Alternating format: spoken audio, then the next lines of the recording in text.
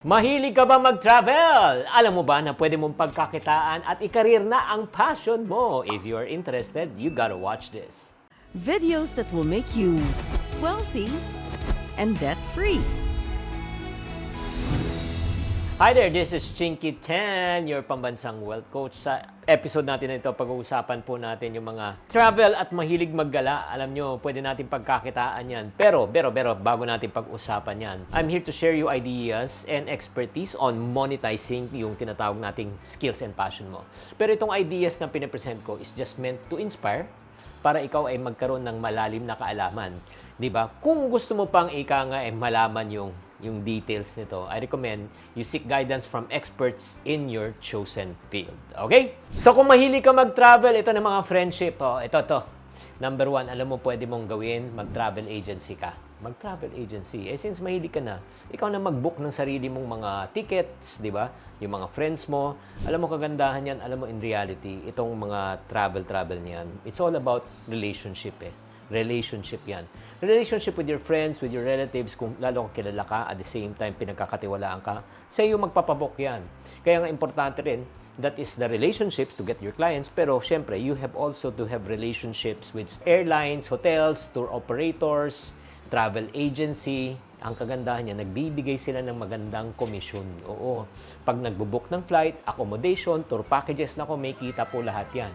Alam mo, pwede mong kitain dito pagka kayo ay nag-travel agency. Mahina na po mga 20,000 to 100,000 pesos a month. Pero depende yan sa volume ng bookings at the same time, syempre, sa seasons. Number 1, travel agency. Number 2, isa pa, kung mahilig ka talaga mag-travel, ay mag-tour guide services ka. Oo, lalo na, ang kagandahan sa tour guide services, katulad ng isang kaibigan ko, si Anson, no? Ang ginagawa po niya, nagto-tour guide po siya sa may Fort Santiago, sa Manila, lahat ng mga restaurant. Ang charging niya per head. Minimum yan 1,000 at minsan umaabot pa ng 1,500 or 2,000 pesos. Depende rin po, may mga iba nagfi-fix rate, depende rin sa duration, di ba? At kung gaano kahaba, at the same time, ang itinerary. Ang potential income nito ay napakaganda po, lalo na kung peak season po siya, at the same time, kung may mga tinatawag na yung high-end clients or to enjoy exclusive experiences. That's number 2. And FYI, mga parents ko pala dati pala mga tour guide. Shout out kay mama at papa. Number 3, ang pwede po pang pagkakitaan pag ikaw mahilig mag-travel. Naku, isabay mo na, nag-e-enjoy ka, nakikita ka pa. Travel vlogging! Yes! Uy, ang dami ng mga nagbablog di ba? Ang kagandahan po niyan, syempre, pupunta ka, minsan sponsored content. Pag sponsored content, all expenses paid yan. Pati accommodation, food, bayad yan. Or if not naman po, syempre, pwedeng collaboration with local government or tourism boards. And syempre, kung ikaw ay successful na, nako, ito na, may kakilala po ako mga travel bloggers na ang kinikita po ay nasa 6 digits income na per month. Grabe.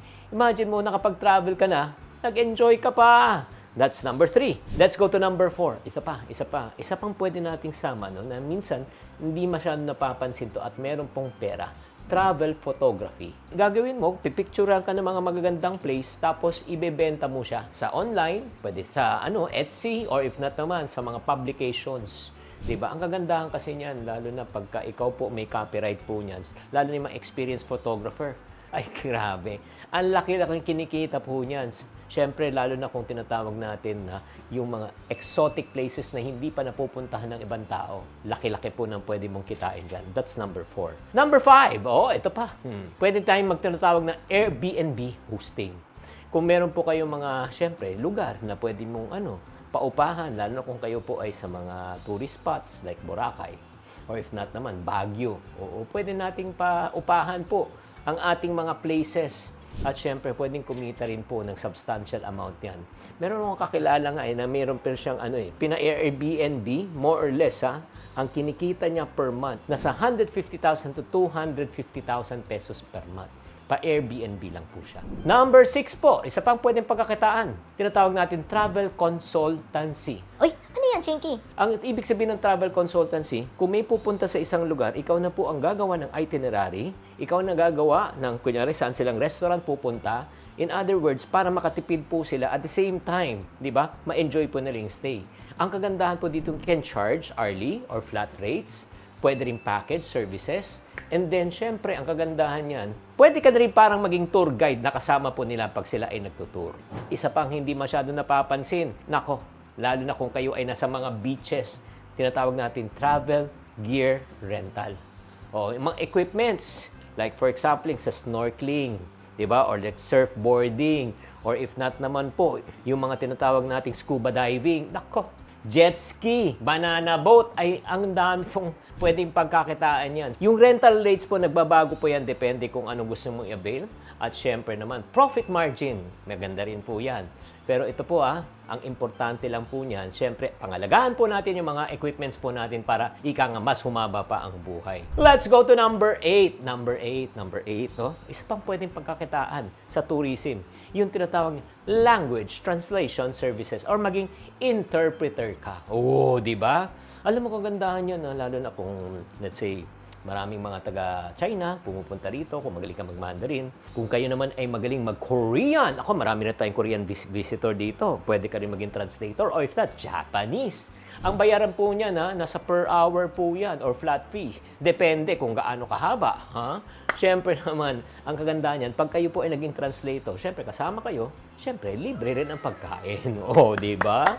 Ang isa pang negosyo na pwede mong pasukan about travel is what we call as local cuisine tour. O, hindi napapansin yan. Like for example, restaurant, ay pwede ka mag-book.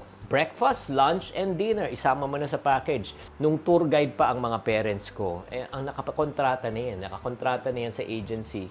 At pag nagdadala sila ng mga parokyano at kumakain, nako, meron silang percentage. May percentage na kukuha po yung tinatawag ng mga tour operators na at least, I believe, 10% po. So imagine mo from their food bill, kung ano man kinain nila, may 10% silang makukuha. Kaya pwede mo rin gawin yan, di ba? Kunyari, magdala ka, sabi mo, Ako magdadala ng mga kliyente dito, kasama ka sa mga package namin. pero whatever food bill na kain nila, may 10% ka. Imagine mo pag kumain yung buong grupo ng 20,000 pesos, o di ba, buong group na yan, a group of 20 to 30 people, meron kang 2,000 pesos na tumataginting.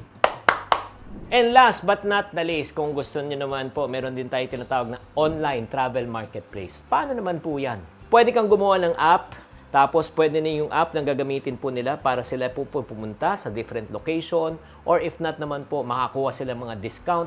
Ang isang favorite app na gumagamit po ngayon ay yung Klook. Sa pamagitan ng app na yan, syempre, pag tuwing gumagamit po yan, may income na kukuha po, syempre, yung gumawa ng app sa lahat ng kanyang mga merchants. Kaya kung makikita nyo mga ka-friendship, no, kung kayo po ay mahilig mag-travel, marami po kayong pwedeng pasukan. Number 1, ulitin natin, travel agency, tour guide services, travel vlogging, travel photography, pa-Airbnb, travel consultancy, rental, di ba, ng mga equipments, and then number 8, translator, number 9, local cuisine tour na may percentage ka, and online travel app. Kaya mga friendship, kung makikita mo, ang dami talagang opportunity. Ang kailangan lang po natin, pumili lang tayo ng isa. Everybody say isa. Kaya nga kung ikaw mahilig ka mag-travel, sa palagay nyo, sa 1 to 10, ano sa palagay nyo ang pasok po para sa inyo? I-comment nyo sa comment section at pag-usapan po natin. Sana naman po ay naliwanagan po kayo sa episode na ito at nagustuhan nyo itong episode na ito. At ito pa, kung meron pa kayong hobby na gusto nyong gawang ko ng content, di ba? Like for example, may hobby ka. Ang hobby mo ay kumain. O kung gusto mo kumain, sige, gagawin natin ng 10 negosyo ideas na pwedeng mong pasukin kung mahilig kang kumain. Pakitype na lang kung anong hilig mo at gagawin ko para sa'yo. Maraming salamat. Sana naman enlighten kayo, na-encourage po kayo at nabigyan kita ng magandang business idea. Tatandaan, tamang karunungan, tamang disiplina po ang susi sa pagyaman.